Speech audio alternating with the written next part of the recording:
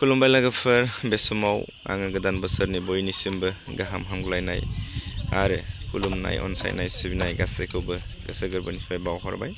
बे समाव आङो गामिनिनो बाथौसालियाव फैदों आरो दिनैनि बैसागो फोरबोआव जानो गोनां हाबाफारिनि सायाव गुसुं भिडिअ लाबोबाय। नोंथांमोना अननानै जागायनायनिफ्राय जोबजासिम नायलांदो। नैबेनो जादों जोंनि बाथौसालि आरो मिस्ट्रि हिसाबै आंनि आखाइजों बानायनाय बे न'आ गोरोन्थि जादों, निमाहा बिबाय। नैबे जाबाय जोंहानि आइ, बेनिफ्राय मादै, नैबे आदैमोन, बेनिफ्राय नैबे गामिनिनो फंबाय, बिथाङाबो सासे मोजां बिबानगिरि। नोंथांमोननो फोरमायनो सानदों जोंनिया गामिया फिसा, सिगां 8 घरमोन, बिनिफ्राय 9, ओमफ्राय 10, 11, 12 आरो दिनै 13 जागोन। दिनैनि भिडिअखौ नायनानै मोजां मोनोब्ला नोंथांमोना लाइक कमेन्ट खालामनो हागोन आरो आंनि चेनेलाव गोदान जायफोरा फैदों आंनि चेनेलखौ साबस्क्राइब खालामनानै आंखौ मदद होगोन होननानै मिजिंथिबाय। बिदिबा फारि फारि नायलांदो। गोदान बोसोराव मोनसे मोजां रादाब, जिहेतु जोंहा जों गासै माखासे समनिफ्राय 12 न'खरल' लानानै संसार जाबोदोंमोन। गिबियावथ' जोङो 8-9 न'खरल'मोन, बेनि उनाव 10 न'खर जादों, बेनि उनाव 11 न'खर जादों, बेनि उनाव 12 न'खर जादों। ओमफ्राय दिनैनिफ्राय जोंहा 13 न'खर 13 घर जासिगोन। दिनैनिफ्राय गोदानै जोंहा बिमल कसारि, बिथाङा गोदोनिफ्राय गवालपारानि नैबे जोंनि गामियाव रायजो जानो फैदों। रायजो जायोब्ला माने मोनसे समाज नांगौ जायो। समाज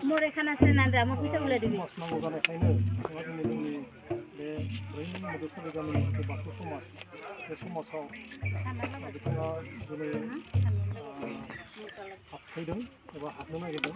बेनिखायनो जों दिनै बिथांखौ जों गासै रायजो राजाया गामिनि गामिनि गासै रायजो बरायनो नागिरदों आरो बिथाङा जोंनि समाजनि गासैबो आसार खान्थि सोलिनानै जों बिथांखौ दिनै बरायबाय। आर'नाइजों बरायबाय।